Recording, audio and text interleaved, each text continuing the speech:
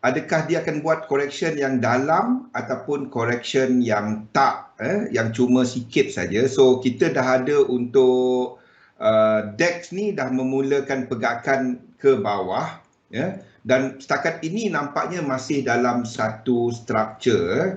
Setakat ini masih lagi dalam satu structure. Okey, masih lagi dalam satu structure ke bawah untuk indeks, ya.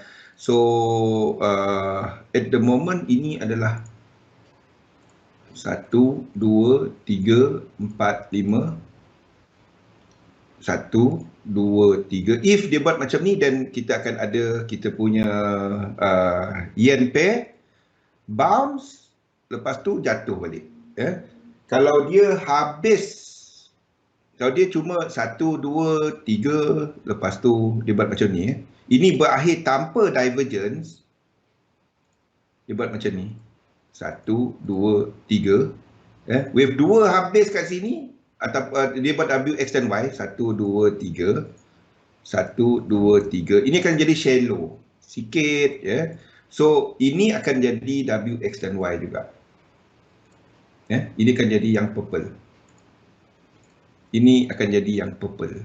Jadi kalau anda dah enter kat sini W, kan, anda tengok kepada X dia had mana. Apa pun 50% ni anda letak BE. Itu. Kalau dia terus pergi, dia terus pergi. Cukup 3 wave. Itu je. Kan? Kita tak tahu. Kalau dia terus ni, saya tak tahu. Yang saya tahu dia 3 wave, saya long. Kalau dia kena stop loss, kita tahu apa nak buat. Boleh? Okey. So itu yang ada dalam market. Indeks ke bawah, yen pair ke bawah. Kalau nak trade, kalau anda nampak CAD JPY tadi sampai 1618, then anda boleh untuk short term trader untuk start mencari peluang short yen pair bagi mereka yang trade intraday. Jangan short index, jangan short index. Short yen pair. Okey, sebab yen pair, ingat, yen pair dalam fasa correction, dalam daily dia dalam fasa correction. Tu cerita dia. Sedangkan indeks dalam fasa motif, dalam fasa trending. Jangan short index. Fikir time frame besar dia. Kenapa? Dolar akan sideways. Dalam dua-dua cerita, dolar tak ada pecut. Dolar pada waktu ni pecut lah kan. Sekejap. Untuk short term. Untuk short term pecut. Yes, betul. Masa ni. Wave 3 dia tadi tak pecut. Okey. Nampak macam mana apply dia? Banyak, ramai tafa ada asas, lain-lain. Ada yang kat sini dah ada asas untuk Elliott Wave kan. Jadi macam mana yang anda dah belajar, anda letakkan dia untuk faham apa analisa ke depan. Knowing yang sebelah kanan. Sebab banyaknya bila kita buat Elliott Wave, kita risau apa yang sebelah kiri. Betul tak? Anda risau ni 1, 2, 3, 4, 5 A, B, C. Tak payah. Anda nak tahu incomplete sequence, momentum sequence. Kita nak tahu trade. Kita nak trade apa? Nak pilih apa? Okey? Okey. Kalau tak ada soalan lain, kita... Sekejap saya refresh balik sekali lagi. Tak nampak ada siapa-siapa type. Tak ada bang, saya dah check. Tanya kat SM. Mesti ada cara dia supaya anda tak ni kena cari juga cara mesti. LLE. Okey. Okey. Saya kena keluar masuk. Okey. Yang penting dalam trading, anda nak tahu sebelah kanan chart. Itu yang anda nak tahu, bukannya sebelah kiri. Ramai yang buat Elliott Wave dia risau sebelah kiri. Anda nak tahu sebelah kanan. Anda trade sebelah kanan, bukannya sebelah kiri ni. Tu yang saya tak kisah sangat orang tanya. Ni Zul, ni bukan satu. Biarlah dia tak habis lagi. Kita tak tahu hujung trend kat mana. Betul. Kan? Nak serabut kita nak ni. Dia tak habis lagi. Macam mana kita nak tahu hujung trend? Tak tahu. Tak tahu. Ini nampak sebagai satu structure. Letaklah satu. Kalau dia lebih, kita alihlah satu ni ke bawah ni. Kan? Itu je. Ataupun ni wave 3 or whatever. Yang penting kita nak tahu sebelah kanan ni. Bukannya tahu sebelah kiri. Ramai suka, oh Zul, ni tak payah, anda nak tahu ni nak trade ke tak, nak masuk macam mana, itu yang penting kan. Ni ada trend, anda trade tunggulah, ni ada incomplete sequence, anda trade. That's it. Boleh? Okey, kalau tak ada soalan, kita masuk ke topik kita, pembentukan minda seorang pedagang. Okey, jadi konsep yang saya bawa dalam dagangan online ni, saya melihat dagangan online sebagai bisnes. Bukannya bekerja sebagai trader. Tak kisah anda full time ke, anda part time trader ke, anda apa ke. Saya melihat dia sebagai satu pelaburan. Bila kita trade, dia melibatkan risiko. Bila anda nak melabur, anda cuba untuk kurangkan risiko tau, dan anda melihat jangka panjang. Itu beza dia. Melihat kepada satu short term ni, we are defining it as less than 1 year.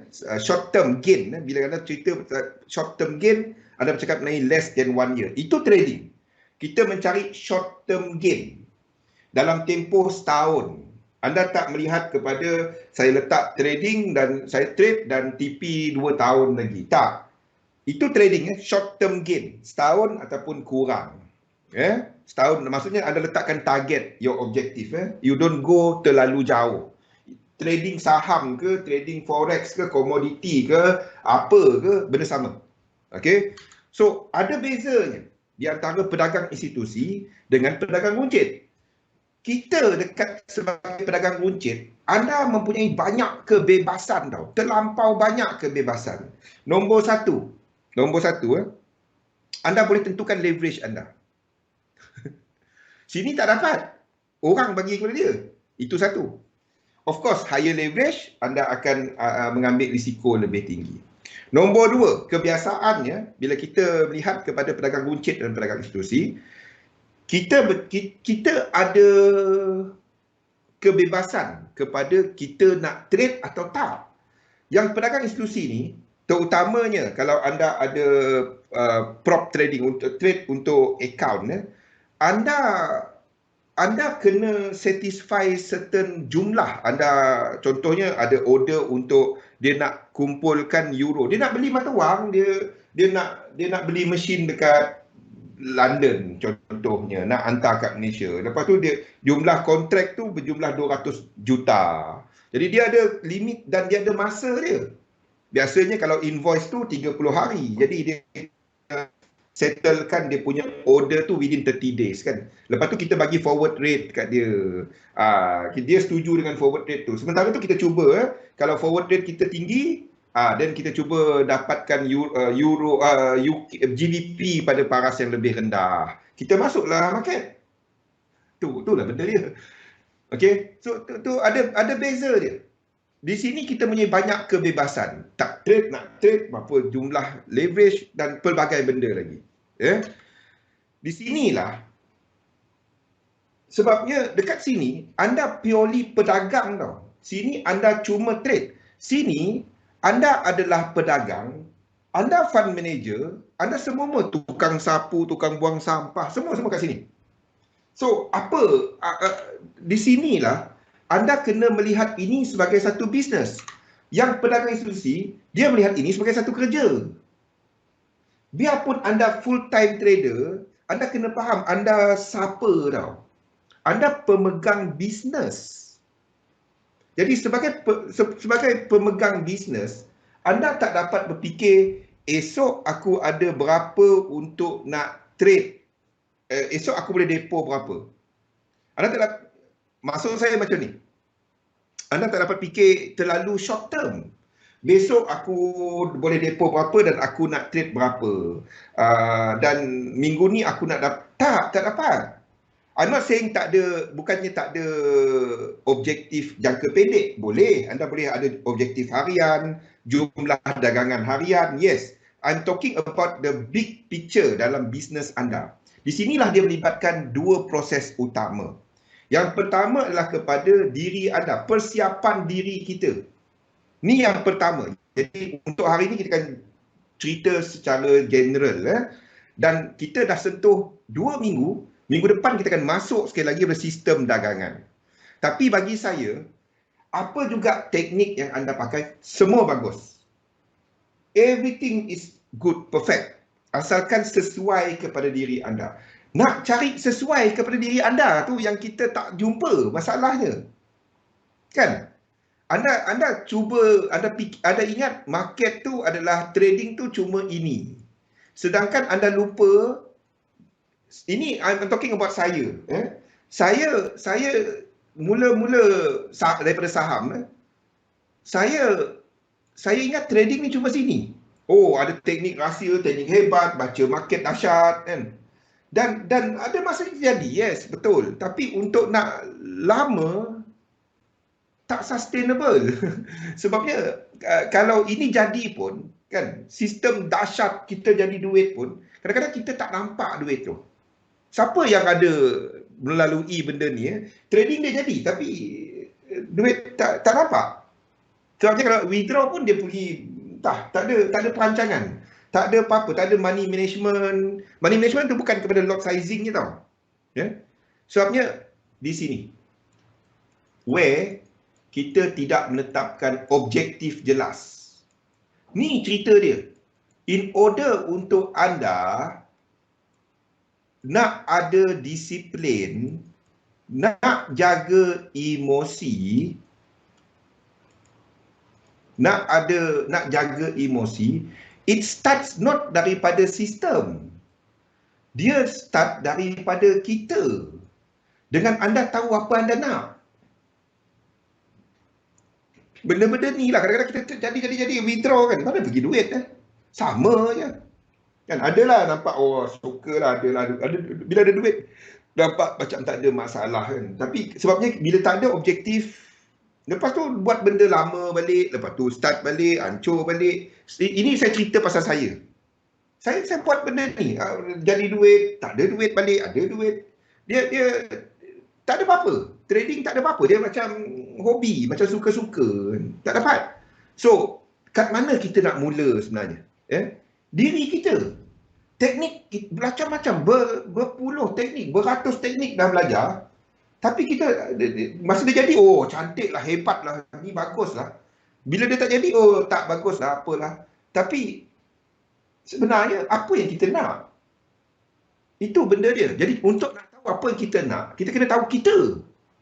Ini elemen paling penting dalam dagangan. Kita lupa bahawa yang paling penting dalam dagangan, ini. Diri kita ni. Whether anda dah sedia untuk melangkah sebagai seorang pemilik bisnes. Bukan sebagai seorang pedagang tau. Sebagai seorang pemilik, sebagai seorang pelabur. Ini yang kita kena fikir. Bukan hanya sebagai trader. Trader cuma SOP masuk keluar. Dia cuma buat benda tu je. Cerita dia nak jaga disiplin dia tu kena ada owner. Owner ni yang penting. So, apa persiapan owner dalam satu portfolio, satu trading punya portfolio? Yang pertama, penetapan kepercayaan. You need to see the market real.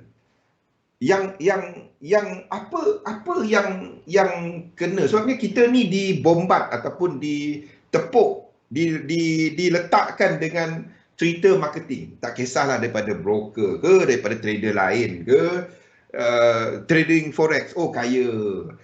Trading dah lama, ni tak. Penetapan kepercayaan ni asas dia. Sebab ini adalah something yang kena, anda belajarlah apa pun teknik, tapi kalau diri kita ni tak standby, teknik hebat macam mana pun, sama ada dia jadi duit, lepas tu kita habiskan tak jadi apa, ataupun kita ikut dia sekejap, sekali loss kita dah buat benda-benda lain. Akan limit berapa risk abang. Saya letakkan saya punya position sizing dalam kita punya tu Munir. Dalam ni ada tak position sizing saya? Saya tak masukkan position sizing. Saya cuma trade 0.25 daripada size portfolio saya. Tak semua orang sama. Faham? Kita sentuh benda tu dalam position sizing. Lepas ni saya tentukan position sizing.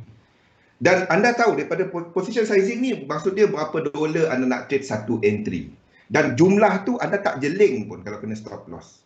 Kalau anda ada 100 dolar, kalau loss 1 dolar, anda jeling. Kalau anda jeling, anda kena kecilkan. Ya? Dia tak semua manusia ni sama dan kepada keadaan kewangan anda. Ya? Tak ada, dia daripada anda punya size portfolio. Faham tak?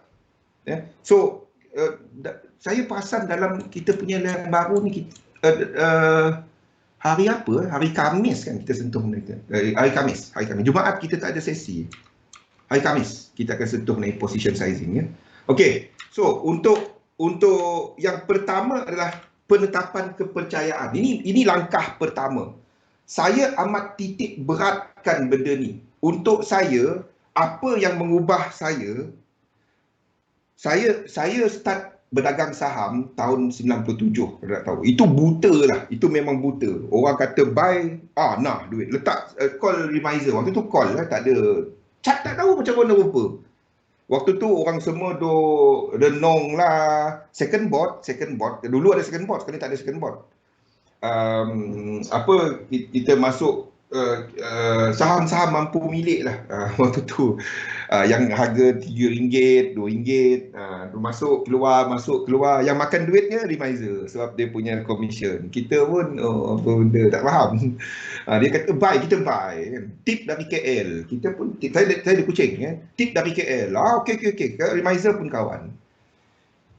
Dan kita ingat trading tu je. Kan? Dan waktu tu market tengah bullish. Cantik lah waktu awal-awal 97 lepas tu market jatuh. Cerita dia, saya buat benda tu sampailah tahun 98, 99. 99 dan saya belajar pasal teknikal 98. Saya belajar teknikal 98. Dan barulah tahu support resistance, candlestick, bacat. Saya belajar bacat dengan point and figure waktu tu. Size boxes dan benda-benda macam tu lah. 97 saya dah belajar. Tapi untuk trade 98. The thing is, saya ingat tu je trading. Ace market, yes. Dulu second board, sekarang ni ace market. Yang kalau orang sekarang kita sebut kalau kita sebut second board, apa tu? Sekarang ni ace market. Tapi cerita dia yang ini apa benda ni? Clip my door. Okey. Ada nampak anything tak dekat anda punya? Okey, dah okey dah. Okey. Cerita dia, saya ingat trading tu cuma market tau. Saya ingat trading tu kita cari teknik. Tak. Lagi lama saya dalam bidang ni, lagi saya faham yang sebenarnya trading ni kita. Dia kita. Anda tengoklah teknik mana pun kan. Anda belajarlah berpuluh-puluh kan. Ujungnya kadang-kadang kan kita lagi confused. Kita mula-mula orang tu cerita, kita nampak.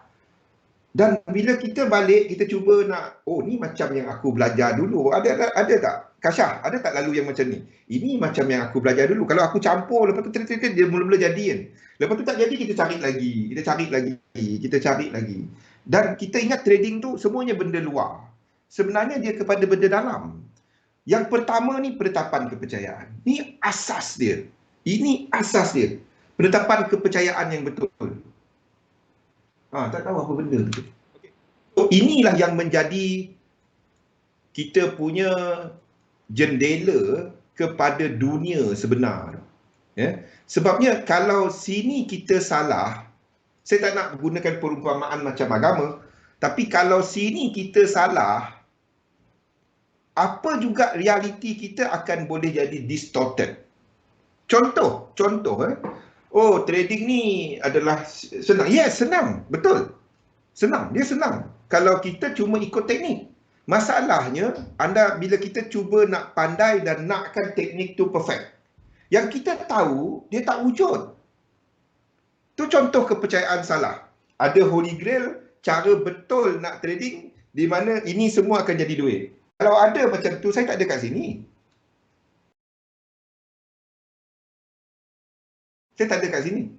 Buat apa saya nak ni, baik saya duduk lepak seorang-seorang buat kerja saya kan. Tak ada. Dia tak ada satu teknik yang memang itulah dia. Tak. Tak. Tak ada.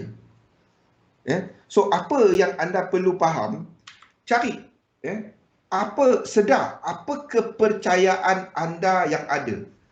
Buat benda ni. Bagi mereka yang dalam Discord, anda tahu kan, ini adalah apa yang saya nak. Ini apa yang saya nak daripada anda. Kurang-kurang seminggu, buat seminggu sekali. Mula-mula ni buat seminggu. Saya buat setiap minggu tu tau, saya tulis.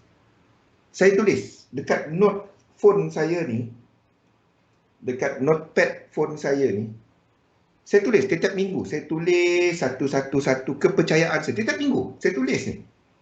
Ni, saya tulis kepercayaan saya. Tiap-tiap minggu. Yang ni. Saya tulis. Dulu-dulu saya pakai buku biru panjang tu tau. Lepas pindah KL, buku tu ke mana entah. Lepas tu, saya buat pakai phone. Tulis je. 15 ke 30.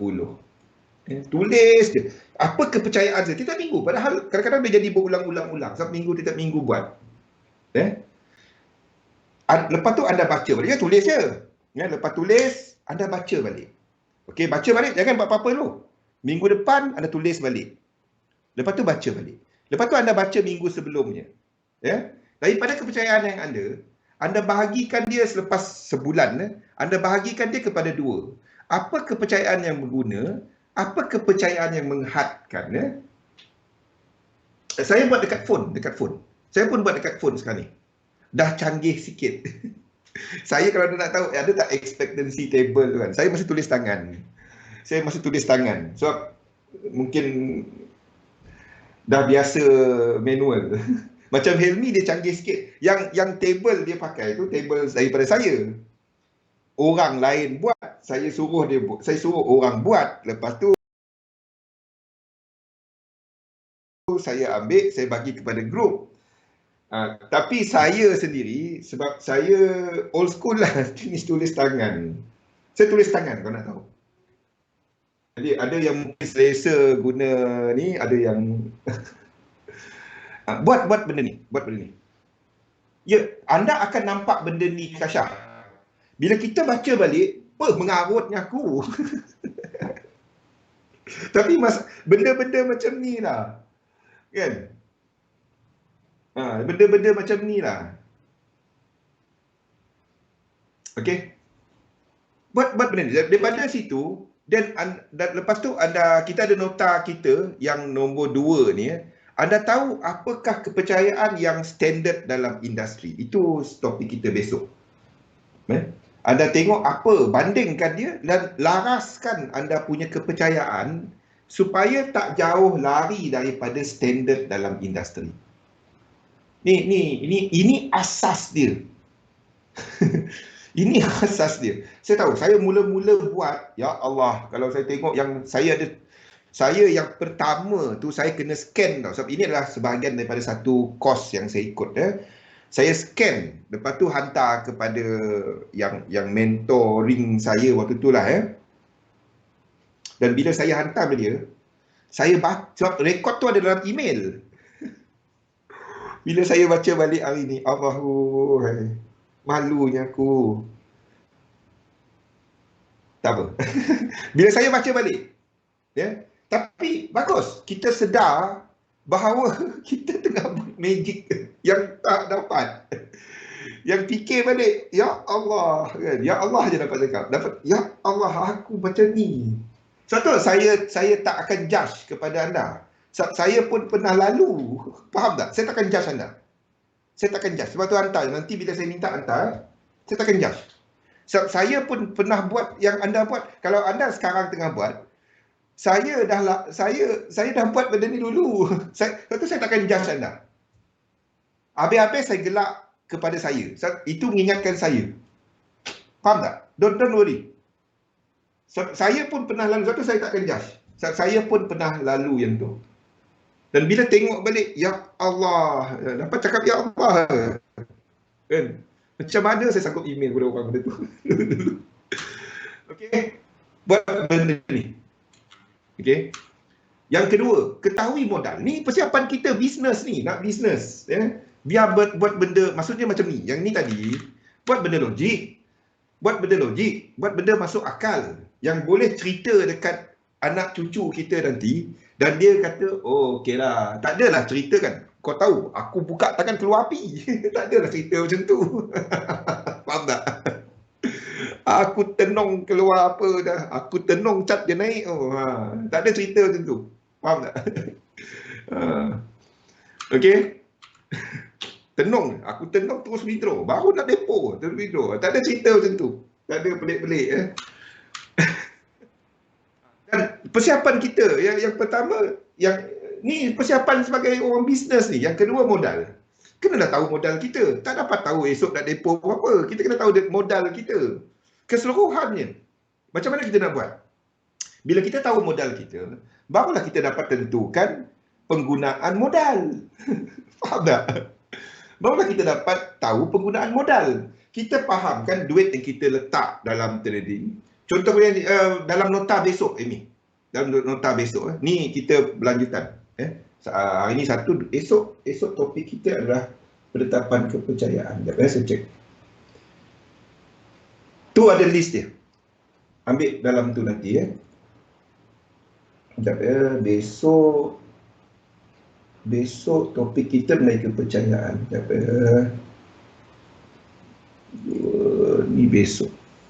Ni besok analisa pembentukan minda, analisa. Oh, tak ada, kita skip yang tu. Okey, dalam nota di grup, dalam nota kita di grup kepercayaan dagangan. Okey, ni dia. Kepercayaan pedagang. Ambil nota ni. Ini. Ambil nota ni dalam Discord. Objektif yang mendalam. Bertanggungjawab kepada prestasi diri.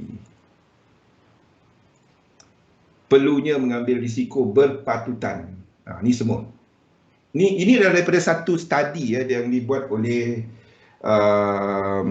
seorang yang buat research kepada pedagang-pedagang yang dah terbukti berjaya. Dan ini adalah daripada satu study yang dipublish dalam trading psychology punya journal, some journal. Dia letakkan benda-benda macam tu. Ni dia.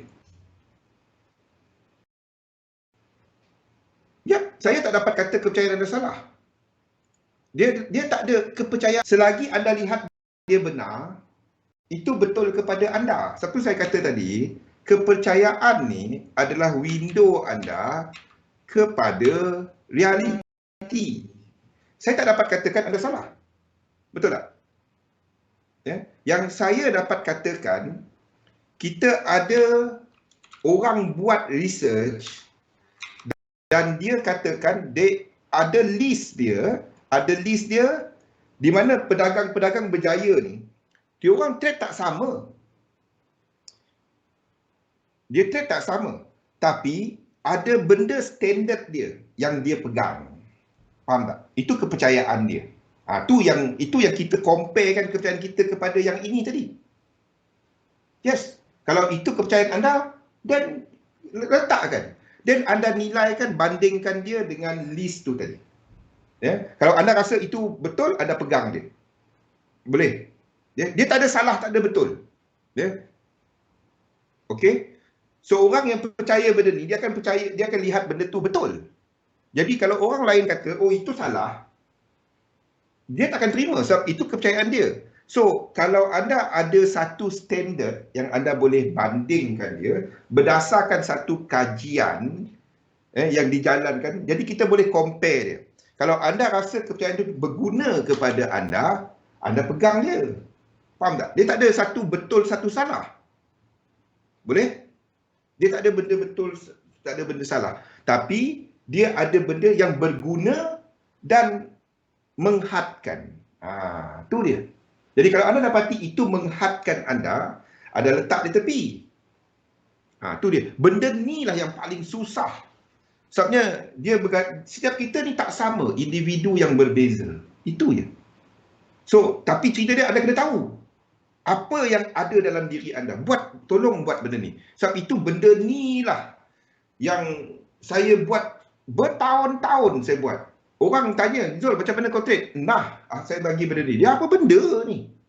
Starting dia. Sebab anda pemilik bisnes. Sama-sama. Faham Dia tak ada benda, sebab selagi anda percaya benda tu, itu adalah benar kepada saya.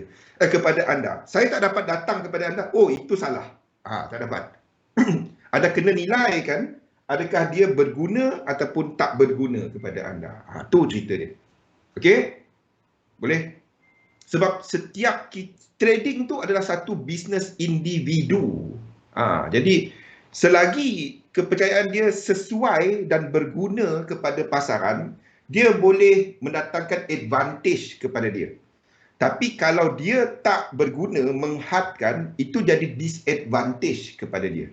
Jadi anda kena listkan kepercayaan anda. Sebab itulah ini penting. Nampak macam apa benda Zul cerita ni. Ini asas dia. Ini asas dia. Rukun dia. Ni rukun dia. Boleh? Yang kedua, bila kita bisnes, of course modal. Kalau kita jenis ada modal aku bisnes, tak ada modal aku tak bisnes.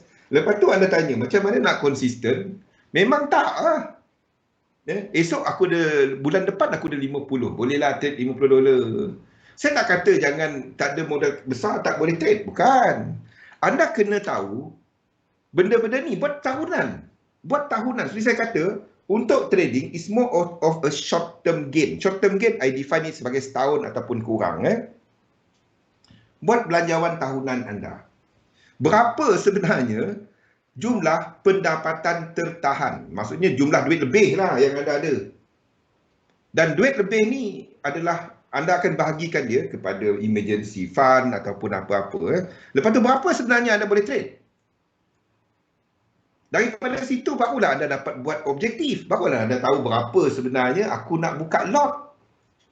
Kan? Kalau anda jenis dia macam anda terima anda terima gaji tau. Kalau anda terima gaji bulanan, nampak tak benda ni? Kalau anda terima gaji bulanan, apa yang kita fikir dahulu? Bila anda terima gaji bulanan, anda akan fikir bayar bil dahulu, betul tak? Anda akan fikir bayar bil, bayar ni. Susah anda nak fikir, nak bayar, nak fikir, dah tolak semua tu, baru anda fikir pelaburan, baru anda fikir pasal apa? Pasal simpanan. Itu lazim, itu lazim. Cerita dia, bayangkan kalau anda ada gaji setahun, gaji tahunan, setahun. Okey. Senang untuk anda merancang. Faham tak? Bila ada lump sum, mudah untuk anda merancang. Tulis 15. Dia tak ada minimum. Dia kepada anda sendiri. Tapi sekurang-kurangnya 15 lah. Mingguan. Saya tulis.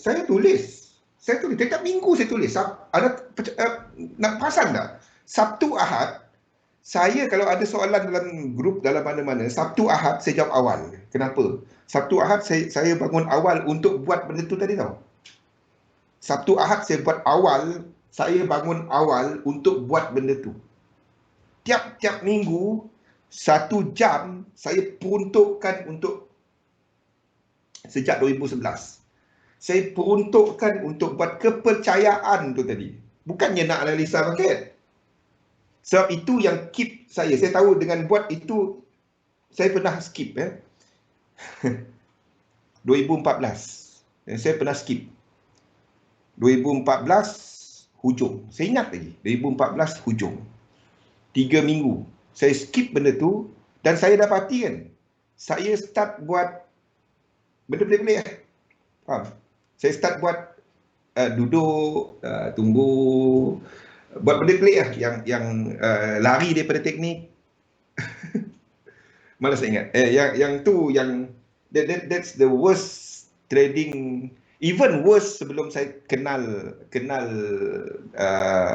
mengenai trading. Even worse sebelum saya belajar technical. That was my worst performance 2014. Late.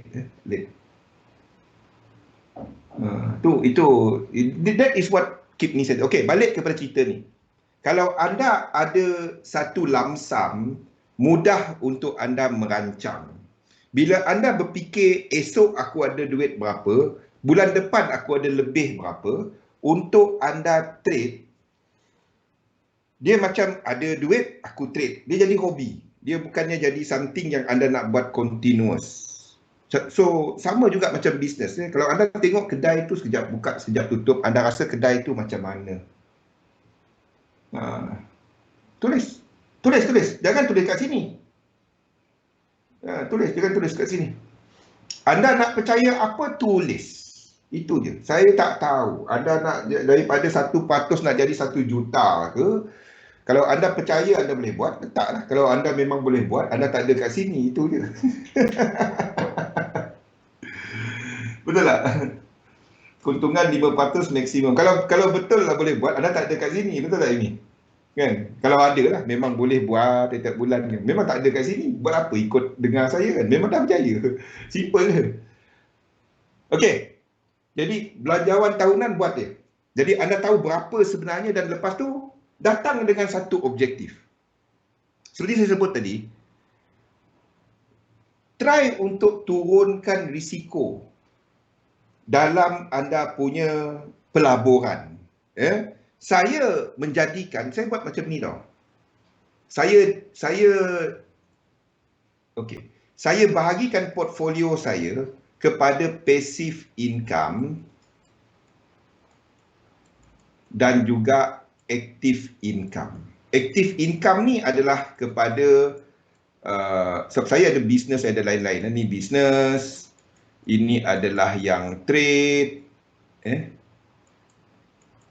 dan kalau anda tak ada bisnes, tak ada apa, ini kalau anda kerja, ni adalah kerja, whatever lah, gaji kerja. Okey. Ini benda-benda yang anda kena buat. Satu lagi adalah kepada pasif. Pasif ni benda yang macam ASB, ada tunggu hujung tahun dan dia lebih tak apa. Faham.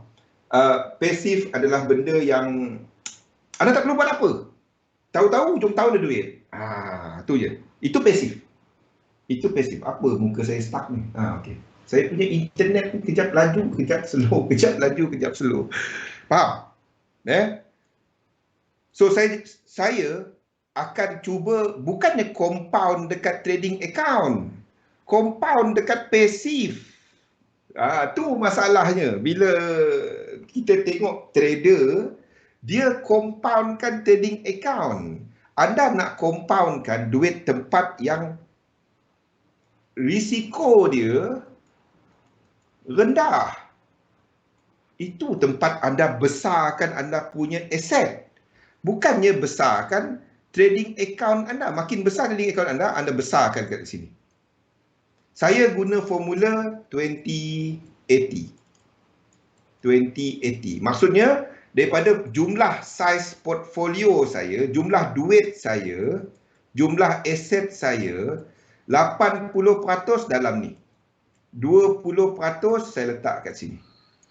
Tu saya guna. So, apa yang, kalau baru nak start, anda boleh guna formula 40-60. Bang, saya ada $100 je bang. Yes, letaklah ASB $60. $40 letak trading. Lepas tu macam mana nak buat banyak dengan $40? Kalau duit ada 100 je, anda ambil risiko semua, $100, habislah dia. Boleh bang, boleh. Tanya diri anda. Benda-benda macam ni saya akan banyak sentuh benda ni bulan 7 nanti. Bulan 7 nanti. Kita dah start hujung tahun lepas, saya dah cerita-cerita sikit benda ni kita akan slowly bawa benda ni. Okey. Ni yang saya maksudkan. Sebab sampai bila nak trade? Tu yang saya sebut. Takkan duduk tepi tangga masjid, tepi tangga surau, tanya Pak Imam, "Mam, you buy ke sell?" buy lah, masuk sekarang. Minta lot full margin. Dua-dua masuk. Ni umur dah 96 ni. Seorang 97. Nak semayang Zohor, apa awak laju sangat. Rupanya Pak Tok Siak dengan Pak Imam tadi tengah float. Iu. Laju je nak tengok cat. Tu pening. Demam. Tu dia, kan? Jadi kalau anda start membina anda punya passive income, satu masa tu anda boleh trade untuk isi masa lapang. Faham tak? Anda ada duit lebih yang anda tahu dia akan ada sebab passive. Benda-benda macam ni lah. We have to think about all this. Anda tak besarkan anda punya trading account. Yes, as you grow every year, ingat yang ini tadi tahunan. Jadi kalau anda first year anda ada, bang, bila saya buat benda ni kan, saya baru ada $500. Tak apa.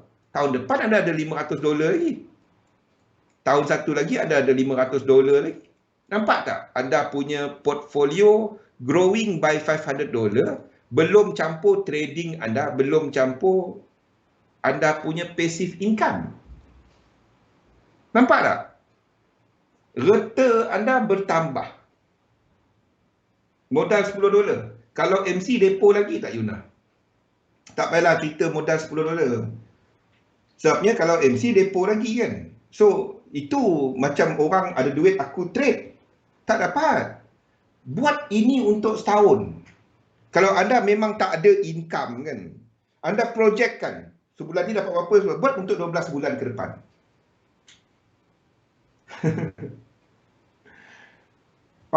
Buat dia untuk ke depan. Jadi setahun aku ada berapa? Kalau anda kata $10 tiap bulan, okey, setahun ada 120. So start daripada situ. Jangan 120 letak semua dekat trading. Buat belanjawan. Buat ni. Oh, ini kita punya ni teruk lah. Saya dah jauh ke depan. Tak ada duit based on experience. Yes. Tahu. $10, kalau anda ada $10 sahaja, jangan trade. Saya bagi tahu betul. That money you better put it somewhere, trade demo. Sebabnya anda nak buat berapa dari $10 tu? Faham tak Yuna? Buat portfolio semua ni dia bergantung kepada dia macam ni. Dia macam ni Kita ambil anda ada $10. Anda ada $10 dan itu je. Anda dah buat belanjawan tahunan anda, sebulan anda ada $10. Maksudnya anda ada 120. Okey, kita ambil formula 40-60 tadi. 40-60. Boleh. Kalau nak juga, don't work on $10. So, kalau MC depo lagi, kalau anda buat benda tu, saya beritahu betul, tak ke mana? Tak ke mana? Dia tak ke mana? So dia tak kisah berapa modal. Cerita dia kena ada pengurusan modal. Nak bisnes, kalau anda kata trading is a business, anda kena uruskan duit anda. Faham tak? Dia dalam bisnes, benda pokok dia, benda asas dia adalah pengurusan equity, pengurusan modal. Daripada modal kita tahu baru kita tahu berapa kos kita, berapa yang kita boleh gain, berapa yang masuk akal dengan modal kita. Kan? Barulah tahu slot sizing yang sesuai. Kan? Kalau tak dapat. Kita ambil contoh 120 setahun. Kalau itu modal anda. Okey. Jangan letak semua. Ini memang anda punya semua duit lebih selepas buat anda punya pendapatan tolak belanjawan tadi. Anda punya pendapatan tolak perbelanjaan. Anda ada 120 je ke? Okey? Boleh. So what you do is jangan letak semua tu dalam ni. 60 tu letakkan dalam ASB. Letakkan dalam something yang memberikan anda pendapatan pasif. Anda cuma trade $40 je. Trade $40 je. Don't trade that 120 sebab Jangan risikokan semua yang anda tak dapat nak risiko. Memang kalau tak ada duit, kita buat cara tak ada duit. Itu je. Ada duit, buat cara jaga duit. Itu je.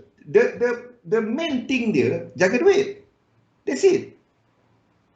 Faham tak? The main thing dia, apa saya cuba sampaikan kat sini, the main thing yang kita nak buat adalah jaga duit. Itu je. There must be cara mengurus duit kita. So, what you do is, don't put, kalau itu memang itu saja. Duit lebih kita memang ada tu je. Don't put the whole thing. So, kalau anda put the whole thing, anda memang habis semua. Ingat, ini adalah tahun pertama. Tahun kedua, anda akan ada 120 lagi. Jadi, portfolio anda, kalau cuma anda ni, dalam next year, ASB anda ada another $60. Trading account anda, kalau anda tak trade pun, you still have $40. Boleh? Dia tak kisah bila kita nak start ada portfolio. Start. Itu je. Boleh Bimon? Dia bukannya tunggu ada duit nanti baru dapat buat. The main thing, pokok dia, basic dia, buat. Itu je. Buat. Okay? Gunakan daripada trading ni dan apply dia. Saya buat macam ni. Every 3 bulan, saya akan consolidate, maksudnya satukan ke semua ni, kan? Dan saya tengok kepada equity, berapa sebenarnya ada dalam portfolio, maksudnya katalah dalam ni tadi 60. Saya trade dan untung, ini 60, dia belum dapat. Katalah kita ada ASB bagi 5%. 5% tahun kan. 5%, 5 kali bagi 60, 12. 12. 5, 63. Ni berapa? 3. Berapa? 5, 10, 6, $3.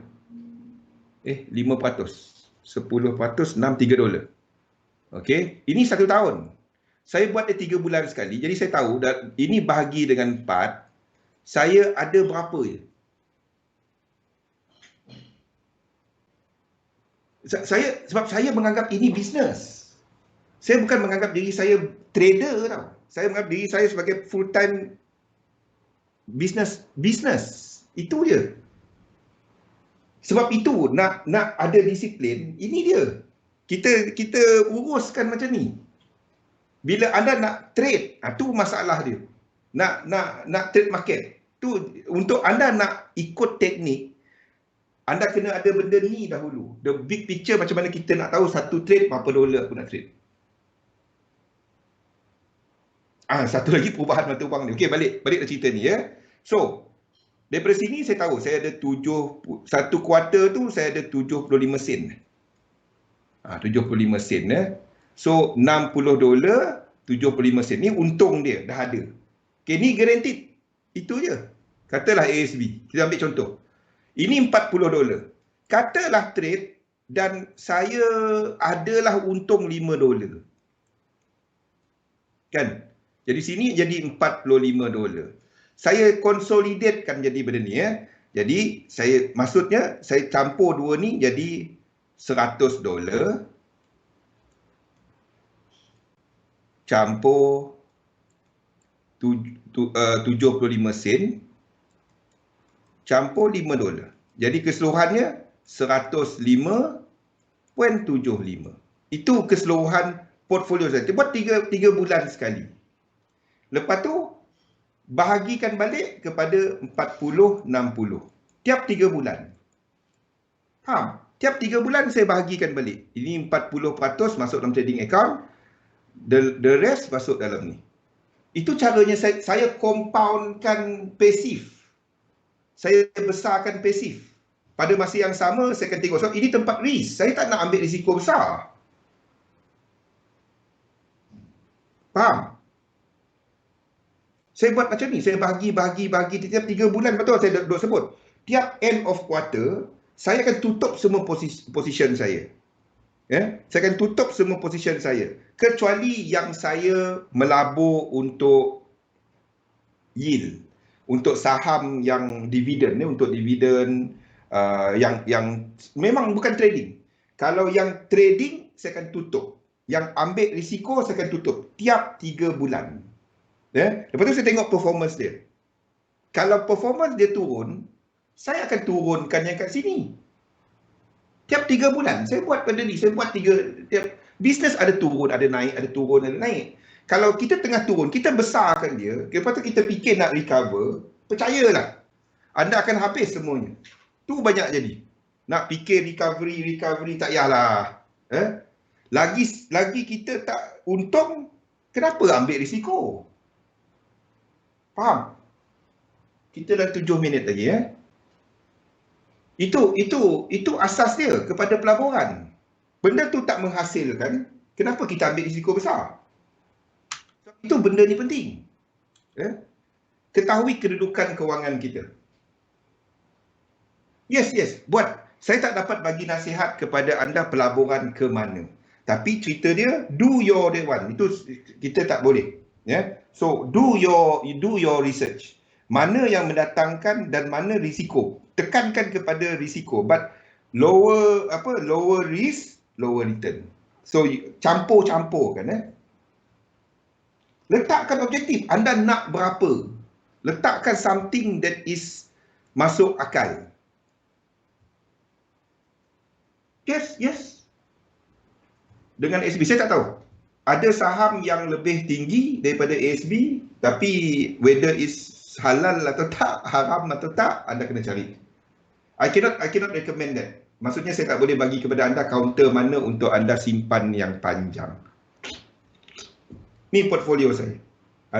Ini yang kita buat dalam ni. Masa tu saya nak buat untuk kita punya ni. Ini adalah saya tak check dia. Ni apa yang kita pegang. Siapa ingat benda ni? 3 tahun lepas kan? Saya punya portfolio. Ingat tak benda-benda ni? Ni yang saya pegang je, biar je. Ni untuk saham, apa yang saya pegang untuk biar je. Ni kita masuk dari tahun 2019. 2019. Saya biar je. Ni kita pada awal tahun 2 tahun lepas. Ni yang birthday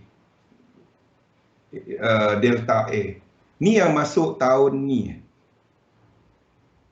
Ni tahun lepas. Ni yang apa untuk ni pegangnya. Ada yang okey, ada tak okey. Pegangnya. Saya biar je. Saya biar je. Ada duit, sebab ni tak ada leverage, pegang je lah. Dia nak, jangan saham dia jadi kosong dah. Ni contoh-contoh yang kita buat. Saya pegang. Saya tak ada pergi nak buat apa dengan dia. Kan? Macam saya simpan duit dekat bank lah. Saya tak pakai duit tu, saya letak tu je. Sambil tu dia mendatangkan dividen, dia mendatangkan perbezaan nilai. Itu je, saya biar je kat situ. Biar je. Itu. Tak, bukan stok. Ini tempat screener, Abigail. Dekat XM kita ada share account. Share account kat XM anda kena ada 10,000.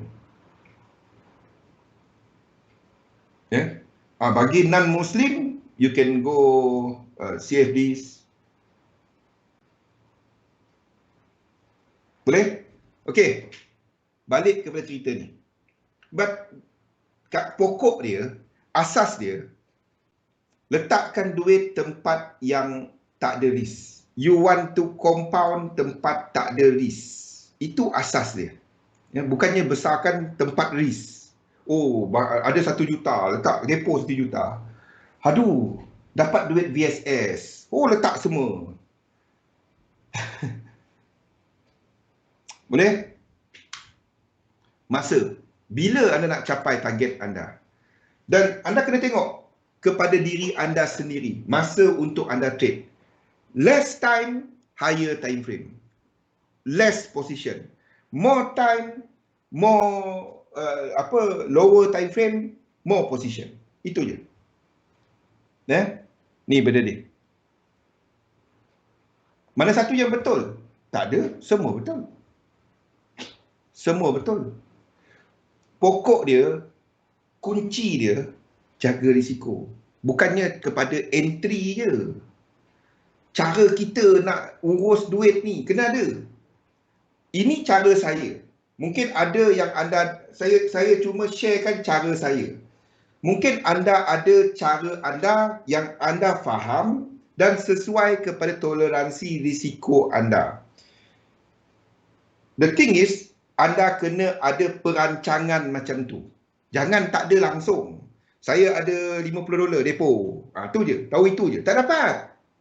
Trading ni adalah sebahagian daripada anda punya pelaburan. Dia bukannya anda macam nak beli nombor. Letak $10. Aku kaya-kaya, kena-kena, tak kena. Itu bukan cara dia. Okey? Buat jadual anda lah. Buat jadual anda buat benda tetap. Buat sama. Anda dengar cerita saya dalam analisa, anda perasan tak? Semua sama. Saya tahu, saya pun lalu benda tu, Rosli. Di mana, sebab tu saya buat yang belief tadi. Sebab itu yang keep saya settle. Kalau tak, kita ambil curi duit sini, ambil duit sini kan. Lepas tu kita, entah tak ada apa-apa. Dia tak ada ke mana. Habis trading. Kalau jadi pun, kita duk ambil duit tu, dia belanja yang tak kena. Belanja perfume, habis. Faham? Buat ada perancangan. Sebab trading is not just trading. It's part of your income lah, part of your portfolio. Bukan hanya saya ada duit ni nak trade. Tu tak dapat. Dan kita buat benda sama. Every day. Saya buat benda sama. Jangan nak tahu. Semua hari-hari sama. Wife saya pun pening. Hari-hari dia masak sama sebab muka saya kat rumah kan. Buat sama. Ni anak seorang lagi, dia tak sekolah. Sekolah dari rumah kan. Sekarang ni. Semua sama. Hidup linear. Dia panggil linear je. Sama. Sama je. Yang lain-lain hari-hari tahu tak apa. Perfume apa nak pakai. Setiap hari pening. Perfume apa nak pakai. Itu je. Saya punya masalah hari-hari. Perfume apa nak pakai. Ini nota pertama. Jadi, minda pedagang untuk berjaya sebagai trader, kepercayaan betul. Kepercayaan yang berguna kepada anda. Objektif jelas. Sistem untuk mencapai objektif anda, peraturan yang sama dan tools dalam sistem dagangan anda. Ni lah benda-benda dia. Kita tak sempat nak habis. Kita dah pukul 7. Okey? Labur dalam satu sistem, dagangkan sistem anda. InsyaAllah. Asas dia kepada anda. Asas dia kepada anda. Bukannya kepada teknik, kepada market. Asas dia betulkan kita dulu. Kita tak dapat betulkan perception orang. Kita tak dapat betulkan orang. Betulkan kita. Betulkan kita. Seriously. Betulkan kita. Okay? Jumpa lagi pada malam nanti. Kita akan lihat kepada pasaran. Okay, thank you Rosan. Kita jumpa lagi pada jam 8 nanti ya. Terima kasih semua.